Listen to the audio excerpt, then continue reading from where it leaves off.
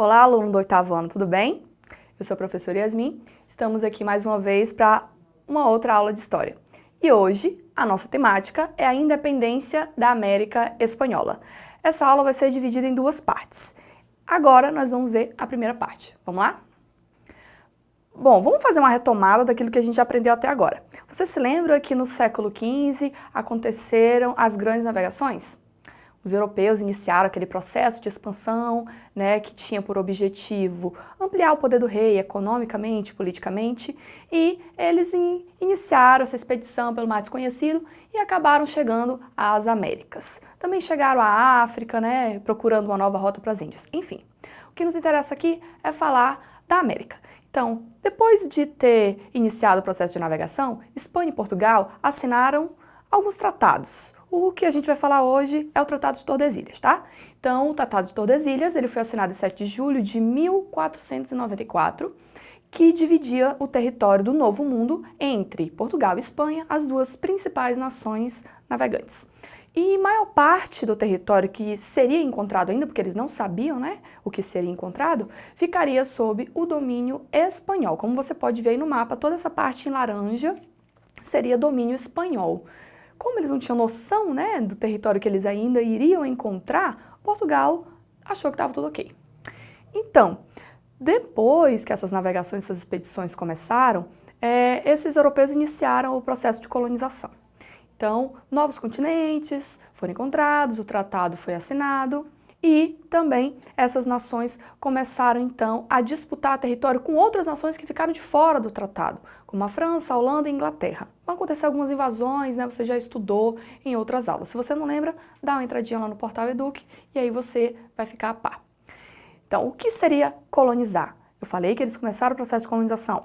Colonizar, gente, consiste em dominar uma região, explorar os seus recursos, produzir nesse território, e é uma medida mercantilista, que era um modelo econômico da época, que era absolutismo, governo, então a medida econômica era o mercantilismo, para que esses reinos conquistassem mais poder. Então essas nações europeias acabaram estabelecendo colônias em toda a extensão da América, do norte, do sul e central.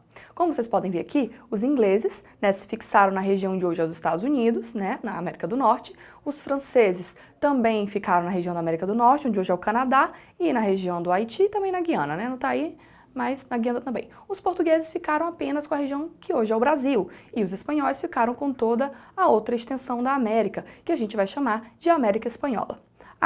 Uma curiosidade, toda essa parte aí ocupada pelos espanhóis e pelos portugueses vai se chamar depois de América Latina, e também pelos franceses. Afinal, o francês, o espanhol e o português são línguas descendentes do latim, uma língua morta, certo? Muito bem. Então, todas as colônias elas vão se tornar independentes em um processo longo, um processo que vai durar muitos anos, como a gente vai ver agora.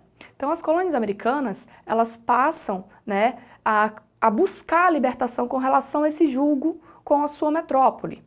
E vão, no final desse processo, formar os seus estados, aquele conceito que nós estudamos na aula passada, certo?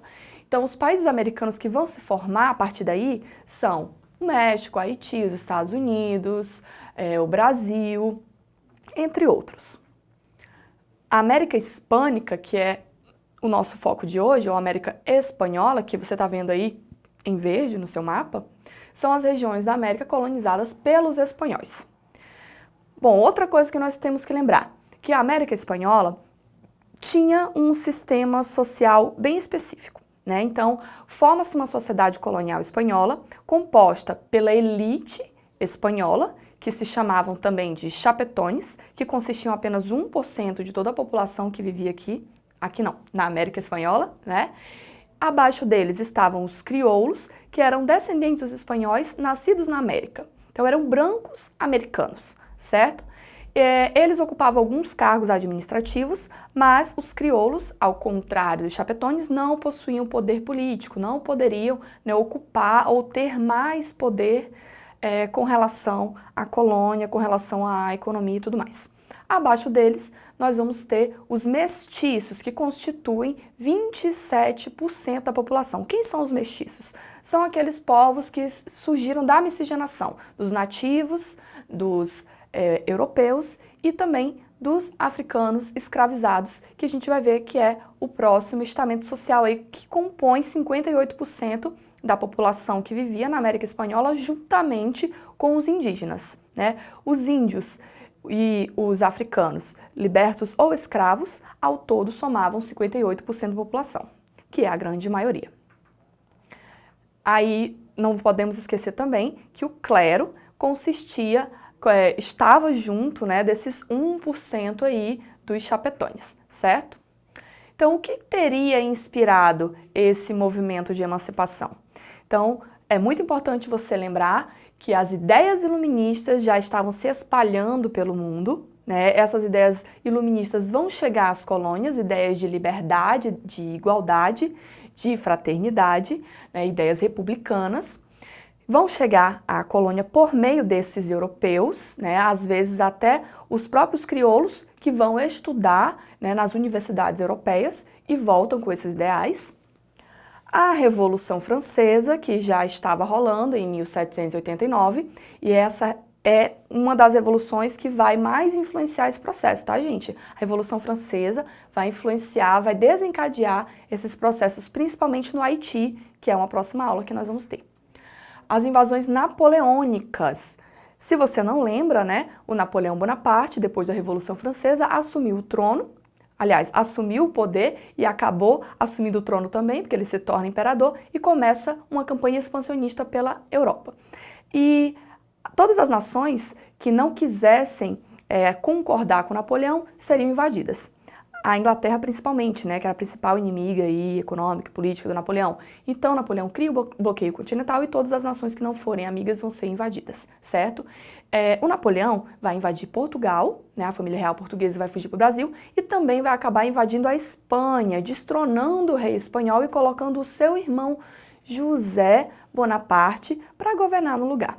Então, esse vai ser o contexto em que as agitações populares vão mais ferver na América Espanhola. Por quê? Porque o trono foi deposto, o rei foi deposto, o trono tem outra pessoa, aquela confusão, aquela agitação também chega na América e influencia o movimento. E também temos a Revolução Industrial, que faz com que a Inglaterra seja, né, como eu falei, a principal rival aí dos franceses. A Inglaterra fica muito poderosa economicamente. E vamos ter o processo de independência dos Estados Unidos da América, que vai ser a primeira colônia americana, que é uma colônia inglesa, a se libertar, né, da sua metrópole. Em 1776 isso vai acontecer. E, para finalizar, a insatisfação dos colonos, né, que vão agora iniciar esses processos para se libertar dos europeus, para expulsar os europeus da América e se tornarem livres. Muito bem. Então, as colônias espanholas, elas estavam divididas em algumas partezinhas que nós vamos entender agora, que é um conteúdo também que você já viu, né? A América Espanhola estava dividida em vice-reinos e em capitanias. Os vice-reinos eram as unidades administrativas, certo? As zonas urbanas econômicas que geravam lucro para os espanhóis. E também tinham as capitanias gerais, que eram as unidades militares, eram as unidades de defesa do território espanhol, para se defender dos ataques piratas, indígenas, entre outros, certo? Então, o primeiro que a gente vai estudar nessa primeira aula é o México, tá? Então, o México não foi a primeira colônia a se libertar, mas é a primeira da qual nós vamos falar hoje, certo? A atual região do México ficava no vice-reino de Nova Espanha. Então, nós vamos conhecer Miguel Hidalgo e José Morelos, que vão ser os dois líderes, né, desse movimento de emancipação, que vão lutar pelo fim da exploração da mão de obra indígena e também vão lutar por reforma agrária, igualdade social e igualdade jurídica para aquelas pessoas que viviam ali. Lembrando que o México, né, foi uma das primeiras regiões foi a primeira região ocupada pelos espanhóis. Quando os espanhóis chegaram, quem vivia ali eram os astecas, que foram dizimados. Então, essas pessoas que estão lutando pela libertação, eles também lutam por justiça devido a isso. Então, esses ideais sociais não agradavam à elite espanhola. Como vocês viram aí, né, a reforma agrária é algo não para a elite, sim para os que estão abaixo. Então, os crioulos que são os burgueses, né, e também os chapetones não vão apoiar esse movimento revolucionário. O que a gente vai ver é que vai se desencadear aí num processo bem complexo. essa daí é a imagem que se refere, né, a essa elite, né? Veja as roupas, né, que determina a sua posição social. Este daí vai ser o Iturbide, nós vamos conhecê-lo, tá? Essa coroa aí tem uma explicação, já vou falar para vocês. Em 1821, um general, né, Augusto Iturbide, ele vai combater essa rebeldia, vai liderar os crioulos contra esse movimento de emancipação. Então, Iturbide ele vai acabar proclamando a independência do México, se autoproclamando imperador, mas o seu governo vai durar pouco, vai durar só até 1830, porque ele vai ser traído pelos crioulos, né, que insatisfeitos com esse tipo de governo, porque eles desejavam outro governo, uma república, por exemplo, vão destronar o Iturbide e ele vai acabar sendo assassinado. No lugar dele, o general Guadalupe Vitória vai ser aclamado em 1824 como o primeiro, né, governante do México livre. Então, o processo de emancipação do México vai contar com a liderança de alguns líderes militares, assim como a gente vai notar que aconteceu nas outras também, tá certo? Então, aí nós temos o primeiro presidente, Guadalupe Victoria, que vai assumir a presidência do México depois de emancipá-lo, que vai se chamar também Estados Unidos do México. Bom, gente, agora nós vamos exercitar o que nós aprendemos, certo? Vamos aqui para a questão 1. Bom, durante o processo que nós acabamos de ver, de independência da América Espanhola, 2 grupos sociais se destacaram como principais protagonistas, adversários também, né, durante os confrontos. Quais foram esses 2 grupos? Ou seja, eles se enfrentaram neste campo de batalha pela emancipação. Quem foram esses grupos e quais são as suas características?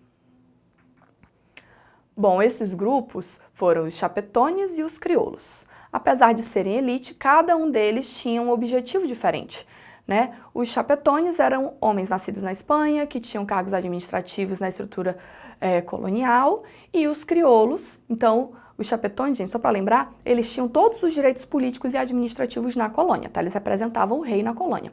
Já os crioulos, que eram filhos dos espanhóis nascidos na América, eles não tinham esses privilégios que os chapetones, né, possuíam. Então, os crioulos, como representantes também da burguesia, digamos assim, começaram a buscar mudanças, tanto que eles, né, destronaram lá o suposto imperador do México, certo? Segunda questão, vamos lá. No início do século XIX, os colonos da América Latina, ainda dominada pelas potências europeias, revoltaram-se contra as suas metrópoles, lutando pela independência. 2 eventos históricos inspiraram fortemente este movimento. Quais foram esses eventos históricos?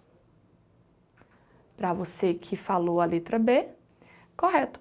Esses movimentos foram a Revolução Francesa e a independência dos Estados Unidos. A independência dos Estados Unidos vai inspirar, né, esses ideais de liberdade nas colônias americanas, bem como a Revolução Francesa com seus ideais iluministas de liberdade, igualdade e fraternidade. Na França, a monarquia havia sido derrubada, então, aos poucos, esse processo ele vai levar essas ideias para outros lugares como as Américas, certo? Então, gente, essa foi a aula de hoje, a primeira parte sobre o processo de emancipação. Conhecemos, né, o contexto histórico. Na próxima aula, nós vamos falar sobre as outras colônias que vão se emancipar.